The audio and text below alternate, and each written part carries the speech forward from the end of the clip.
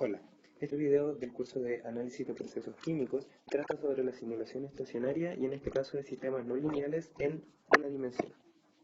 Antes de continuar con el tópico en cuestión, tenemos que tener claro que vamos a implementar lo que aprenderemos acá cuando tengamos un modelo que representa de manera adecuada la realidad y que hemos hecho un análisis de grados de libertad adecuado de tal forma que el modelo puede ser simulado.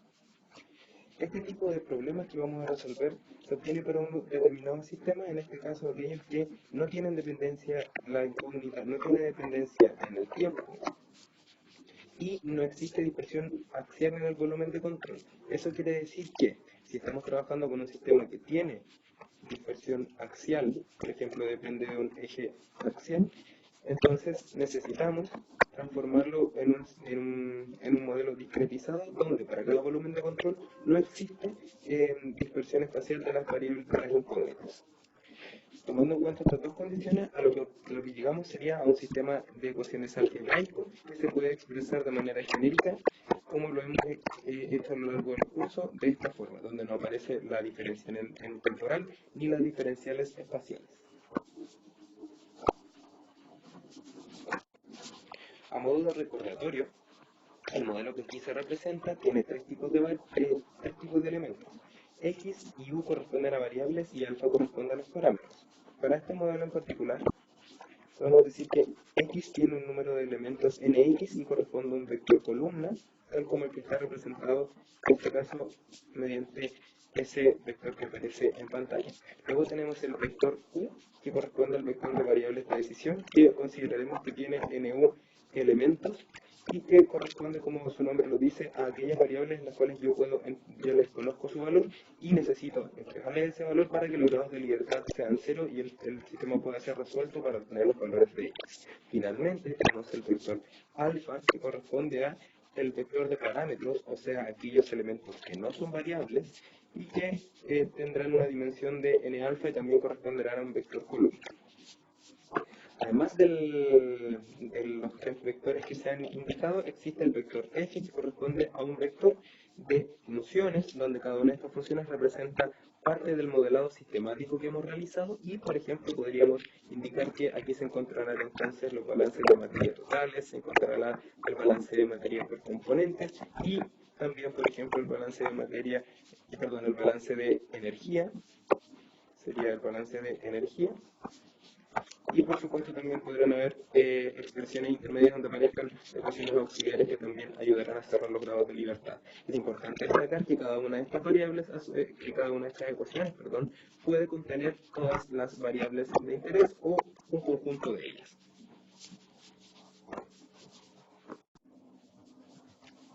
Antes de seguir avanzando en la materia, es importante preguntarnos qué es simular.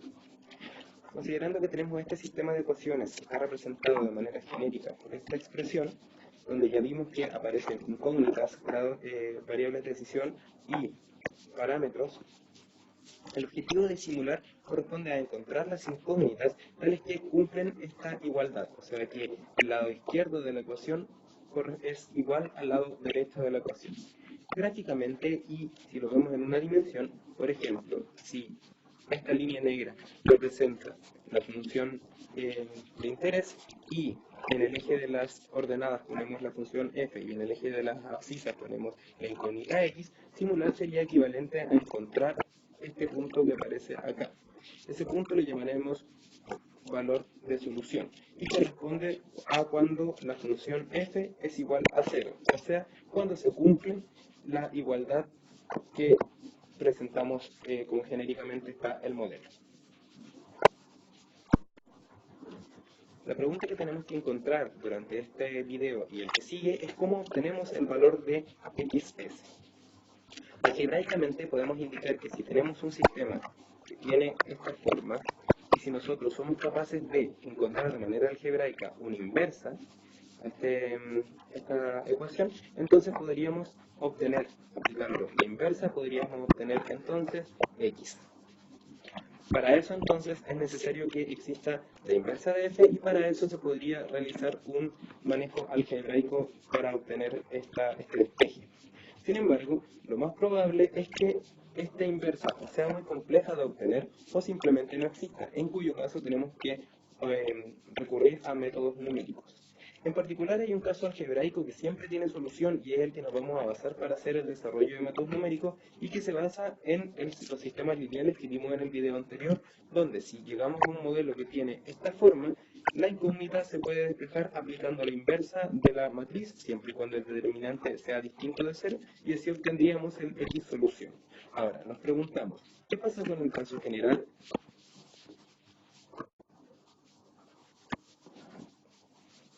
Veamos qué significa encontrar la solución en el caso particular de un sistema lineal. Esta expresión que está acá podríamos llamar que es f de x y por supuesto adentro de las coeficientes tanto de la matriz A como del vector B podría estar u y alfa, por lo tanto podríamos decir que esto es igual a f de x de u y de alfa. Como esta es una línea recta, entonces podríamos representar esta ecuación de esta forma, donde podemos observar que se cumple que esto es igual a 0, que es equivalente al despeje del sistema lineal, cuando x es igual a sx que está ahí. Para obtenerlo, lo que tenemos que hacer es decir que xs es igual a la menos 1 por b, si solo si el determinante de a es distinto de 0, es decir, nuestro sistema tiene, nuestra matriz, A es de rango completo. Esto nos permite identificar una metodología para obtener la solución que simula un sistema en particular cuando el sistema es lineal. Pero ¿qué pasa en el caso general? Nosotros vemos que en el caso general acá tenemos nuestra solución que hace que f de x s como u como alfa sea igual a 0, se obtiene mediante un despeje, pero como habíamos comentado, no siempre existe un despeje. Imaginémonos entonces que estamos en un punto cualquiera, por ejemplo, ese que aparece ahí, y nosotros decimos que ese punto es un punto que se encuentra cercano a la solución. Si es que este punto es cercano a la solución, nosotros podríamos intentar olvidarnos de lo que hay a la izquierda de ese sistema no lineal y lejos de ese sistema no lineal y enfocarnos en este punto que se encuentra acá. Si observamos ese punto que está ahí, si hacemos una lupa, lo que hay ahí corresponde a aproximadamente una línea recta, donde aquí tenemos el valor de x0. De acuerdo a una expansión, que puede ser la expansión de Taylor, podemos decir que alrededor del punto de trabajo, f de x, u y alfa, que lo representaremos por ese punto que aparece ahí, puede ser muy similar a una línea recta. Y si es que es similar a una línea recta, esa línea recta tendría esa forma y obtendríamos un punto cuando resolvemos entonces el a la menos 1 por b, obtendríamos un punto que se encuentra muy cercano a la solución. Podríamos decir que sería un punto estimador de la solución. A partir de eso podríamos generar un procedimiento de tal forma de acercarnos de manera sistemática hasta encontrar esa solución de interés.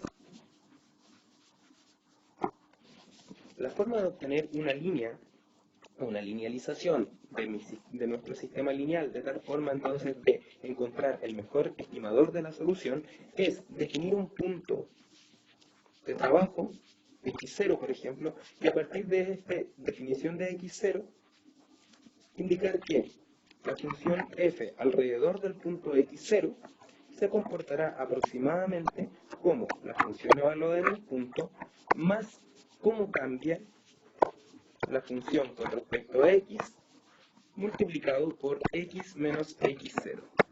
Esa expresión que aparece acá, de manera gráfica, correspondería a una línea recta que pasa por ese punto que está ahí y que tiene una determinada pendiente, que en este caso esa pendiente vendría dada por df a dx.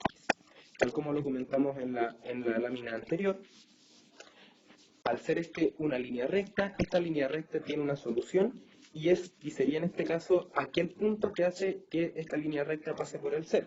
Como vemos, para obtenerlo lo único que tenemos que hacer es igualar a 0 y notar que si utilizamos la misma notación anterior, aparecería acá la incógnita, aparecería acá un término que multiplica la incógnita y aparecería acá un término que es algo así como b, ¿no es cierto? Al hacer el despeje de esta expresión, llegaríamos a que x menos x0 sería igual a f en x0 dividido por df a dx evaluado en x0, ¿no es cierto? Porque la expansión de Taylor dice que esto está evaluado en x0. Para efectos de notación, y esto tiene un signo negativo, para efectos de notación vamos a hacer lo siguiente. Este término que está acá va a ser representado así, como un f0. Y este que está acá va a ser un f0, pero es la primera derivada. De esta forma, podemos decir que x menos x0 va a ser igual a menos f0 partido por f0 a la primera derivada. Ese punto que está acá corresponde al que aparece acá, ese sería nuestro x. Pero si notamos, este x no es la solución, sino que es un punto que se supone está más cerca de nuestra solución. Por lo tanto, como no es nuestra solución, lo vamos a llamar x1, porque es el siguiente punto que yo creo que debe ser solución. Entonces tendríamos que x1 menos x0 es igual a ese término que está ahí. Si nosotros definimos esa diferencia, x1 menos x0, como delta 0, entonces tendríamos que x1 va a ser igual a x0 más delta 0. De esta forma tendríamos el x1 que aparece ahí. Esta es la base del método de Newton, y lo que busca el método de Newton es buscarse de manera iterativa y sistemática al punto solución. Si nosotros observamos, una vez que nos encontramos en el x1, podríamos repetir el mismo procedimiento, es decir, lanzar nuevamente una línea recta, que pasa por ahí, y entonces obtener aquel punto, que es la línea recta, obtener el siguiente punto, que sería x2, que hace que esta línea recta sea igual a 0. La diferencia entre estos dos sería delta 1. Así entonces, delta 1 sería igual a x1, perdón, a x2 menos x1,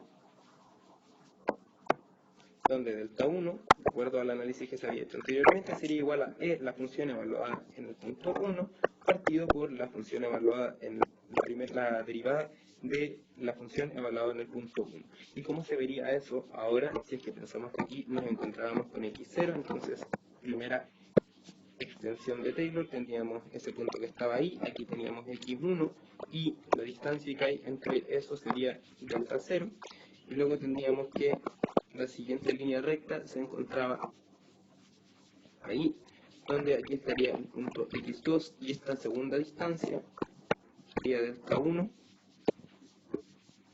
Y entonces lo que podríamos hacer genéricamente es definir un método de Newton iterativo, tal que podríamos decir que el punto siguiente, que es el mejor estimador de mi solución, sería igual al punto anterior más esa distancia, siendo la distancia definida, de acuerdo a esta expresión que estaba acá, por inducción podríamos llegar a que esa expresión corresponde a menos f evaluado en el punto, partido por la derivada evaluada en el punto. De esta forma entonces tendríamos un método numérico iterativo que nos permitiría llegar a nuestra solución de interés. ¿Y hasta cuándo lo haríamos? Tendríamos que repetir este procedimiento hasta que se cumpla que el valor absoluto de la función k es tendiente a 0, o lo que es lo mismo que el valor absoluto de k es menor a una determinada tolerancia. Así podríamos formalizar el método de Newton para obtener la solución de nuestro problema como 0. Dado un x0, obtener un f de 0 y preguntarnos si es que f de 0 es cercano a 0, o lo que es lo mismo, el valor absoluto de f0 es menor a una determinada tolerancia, siendo una tolerancia un número pequeño.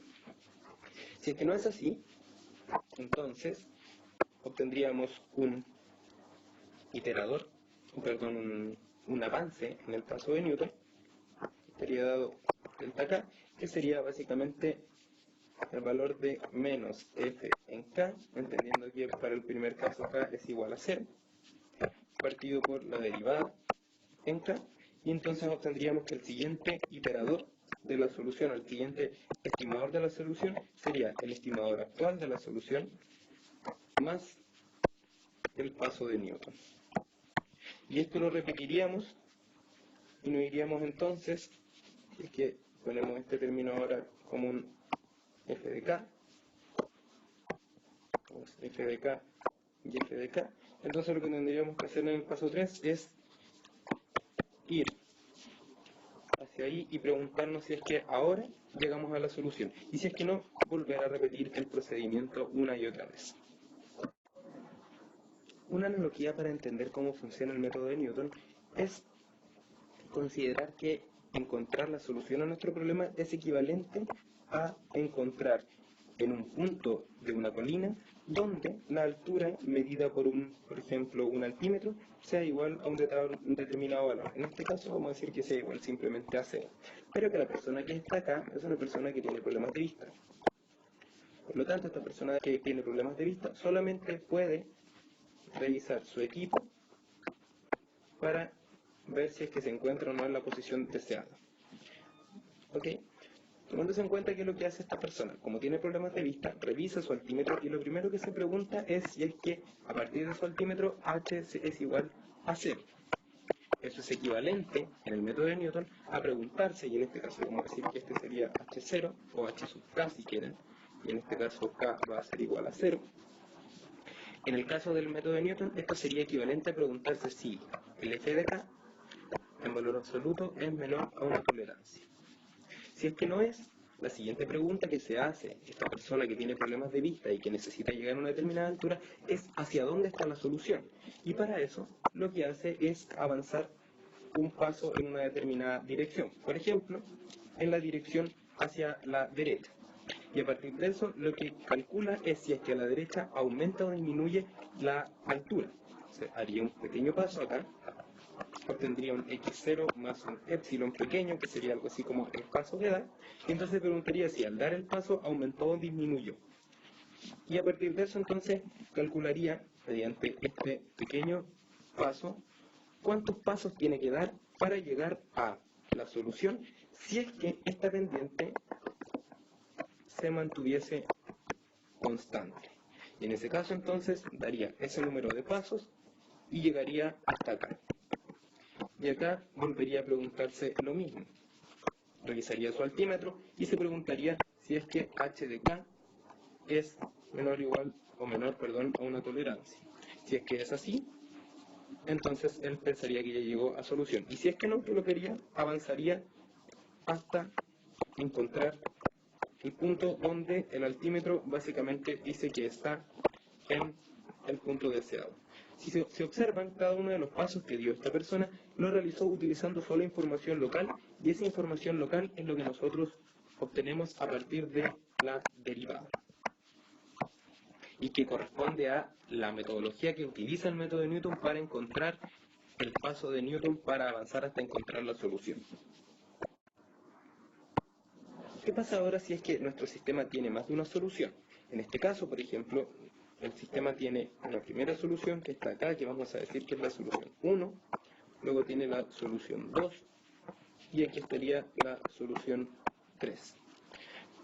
Puesto que el sistema utiliza solo información local, dependerá de dónde parta el método de Newton a la solución que llegará.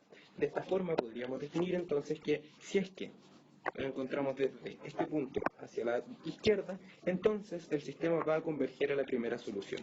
Si nos encontramos por otro lado en un punto que está hacia la derecha de esta línea roja, de la segunda línea roja, vamos a decir que esta es la segunda y esta es la primera línea roja, si nos encontramos hacia la derecha de la segunda línea roja, entonces obtendremos este punto solución. Y si es que nos encontramos en este intervalo, en el intervalo entre las dos líneas rojas, entonces obtendremos esta solución que está acá.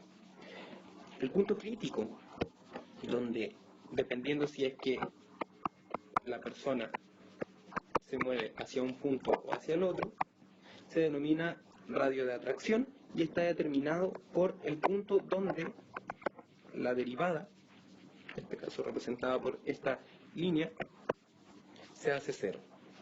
Cuando la derivada se hace cero, entonces sabemos que existe un punto de atracción y es el punto que diferencia dos caminos que podrían seguir para obtener distintas soluciones. De esta forma podemos indicar que la elección del iterador inicial es muy importante, puesto que influencia la detección de la solución, y la influencia fundamentalmente de dos puntos de vista. El primero, como se acaba de ver, es que si es que el sistema tiene múltiples soluciones, x sub i, tal que i es mayor que 1, entonces, dependiendo del valor de x0 que yo obtenga, voy a obtener convergencia hasta distintas soluciones. Por otro lado, el valor de xs queda determinado por el número de iteraciones que yo necesito para llegar hasta ahí. Y eso es directamente relacionado con el x0, puesto que al utilizar el x0, información local, donde asume que entre el valor que se obtiene inicialmente y la solución existe una línea recta, mientras más alejado x0 esté de la solución, menor va a tener validez este supuesto. Esto implicará entonces que tomar un iterador inicial muy lejano generará problemas de convergencia del algoritmo e incluso podría no llegar a encontrar solución. La siguiente pregunta que nos vamos a hacer es ¿cómo se acerca el método de Newton hasta la solución? Desde, por ejemplo, un iterador x sub k. Para esto vamos a calcular cuál es su tasa de convergencia, cómo disminuye el error de predicción determinado gráficamente mediante esta distancia. Para eso entonces definiremos que el error de predicción estará dado utilizando esta ecuación que aparece ahí, donde observamos que básicamente xs menos x sub k va a ser igual al error de predicción, o lo que es lo mismo, esto que está acá sería igual a esa distancia que aparece ahí. Ahora, considerando esto, podríamos indicar que la función evaluada en xs, que es igual a la función evaluada en xk más el error de predicción, tiene que ser igual a 0.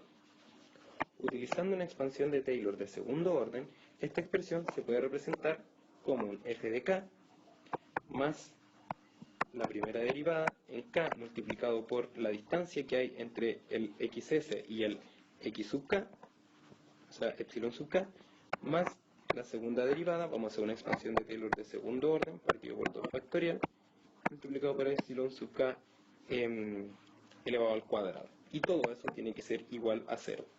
Esto también es equivalente a f de k partido por la derivada, si es que este término es distinto de 0, más el error de k, más la segunda derivada partido por la primera derivada, 2 factorial y el epsilon k al cuadrado. Y eso va a ser igual a 0.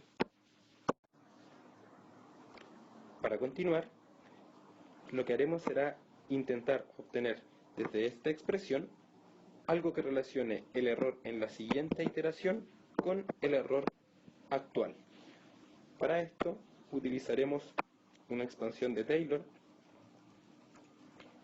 para determinar el siguiente error de predicción, y para eso entonces diremos que utilizando el método de Newton podemos indicar que x de k más 1 es igual a x de k más el delta de k, donde el delta de k sería igual, de acuerdo a nuestro análisis anterior, vamos a escribirlo, igual a x de k más menos f de k partido por la derivada con respecto a x, la primera derivada con respecto a x, evaluado en el valor de k. Aquí corresponde un signo menos. Ese que aparece ahí. Si es que esta expresión se le resta a ambos lados x sub s, entonces esta expresión que está aquí queda definida como un epsilon de k más 1, que correspondería a la distancia que hay entre el siguiente valor obtenido por el método de Newton y la solución, y eso sería igual a epsilon de k más f de k partido por la primera derivada evaluada en k. se puede observar que todo este término que está enmarcado en este círculo, en este cuadrado, perdón, rojo, es igual a este término que está acá. De esta forma, es posible determinar que la relación que hay entre el error de predicción en el siguiente instante y en el instante actual sería equivalente a x de k más 1 más, que sería este que está acá, más la relación esta que hay entre la segunda derivada y la primera derivada de menos 1 multiplicado por ese 2 factorial, epsilon de k cuadrado, y eso es igual a 0. A partir de esta expresión y sacando valores absolutos, se puede obtener que el error absoluto que hay en la siguiente predicción va a ser igual al error absoluto de una constante que está dada por f de k segunda derivada partido por f de k primera derivada por 2 factorial multiplicado por el epsilon de k al cuadrado. Esta expresión que está acá es la tasa de convergencia del método de Newton y básicamente lo que indica, vamos a borrar acá, lo que indica es que el error cambia cuadráticamente desde una iteración a otra. Tomando en cuenta que estamos en el supuesto que x de k es cercano a xs, entonces eso sería equivalente a que el epsilon de k y el epsilon de k más 1 tiende a 0. De esta forma, entonces, si es que tenemos un error de predicción de 0,1, en la siguiente iteración ese error sería del orden de 0,01 y en la siguiente sería de 0,0001 y así sucesivamente, puesto que va disminuyendo de manera cuadrática. La tasa de convergencia cuadrática es una característica del método de Newton que es muy importante y lo hace muy utilizado para sistemas en ingeniería. De esta forma podemos indicar que el método de Newton tiene una tasa cuadrática de convergencia siempre y cuando seamos capaces de calcular esa derivada que aparece acá, la primera derivada. ¿Qué pasa si no podemos calcular de manera analítica la derivada? Bueno, lo primero que podemos hacer es, tal como vimos para la analogía de esta persona que baja una colina, lo que podemos hacer es calcular un estimador de la derivada utilizando, por ejemplo, un delta f partido por delta x. Si es que hacemos una perturbación pequeña alrededor de un punto, por ejemplo de un tamaño delta, entonces esta expresión se parece mucho. Sin embargo, si es que utilizamos, por ejemplo, el punto x de k, obtenemos entonces el siguiente punto, x de k más 1, y utilizamos entonces la diferencia que hay entre x de k y x de k más 1, podríamos obtener un estimador de la derivada que podría ser algo así como un f de k menos f de k más 1 partido por x de k menos x de k más 1. Si se estima la pendiente de esta forma, entonces el método de Newton se llama método de la secante. Otros métodos que están basados en información que no necesariamente necesita la derivada, también se podrán utilizar. Y en este caso en particular he querido hacer mención al método de la bisección, donde básicamente la idea es definir dos iteradores iniciales, x por ejemplo 0 y x1, y obtener el valor de f1 y el valor de f0. Y con esto preguntarse si es que existe un cambio de signo entre f1 y f0. Si existe un cambio de signo, o lo que es lo mismo, si f0 por f1 es menor que 0, entonces eso quiere decir que entre medio de estos dos, entre medio de x1 y x0 se encuentra la solución a mi problema. Y entonces lo que se hace es cortar, biseccionar el intervalo que hay entre x0 y x1, calcular entonces un x2 y volver a hacerse la pregunta. Por ejemplo, aquí tendríamos f2 y preguntarnos si ahora f0 por f2 es menor que 0. En este caso podemos observar que no lo es, por lo tanto la solución tiene que estar entre x2 y x1, y que lo que se hace entonces, se genera otra bisección ahí y se vuelve a repetir el procedimiento de manera iterativa una y otra vez. En este caso aquí estaría, y aquí encontraríamos la solución de interés, XS. En MATLAB pueden encontrar la implementación de este método en una función que se denomina F0. Con esto concluye este video y nos preguntamos qué queda a continuación. Lo primero que nos queda es hacer la generalización del método de Newton cuando tenemos más de una variable, cuando nx, es decir, entonces es mayor que 1, y entonces no tenemos una incógnita, sino que tenemos muchas incógnitas que están representadas por un vector. Luego nos vamos a preguntar qué pasa cuando no podemos calcular la derivada, y para eso utilizaremos métodos que son métodos de Quasi-Newton, y finalmente veremos cómo esto se implementa en MATLAB.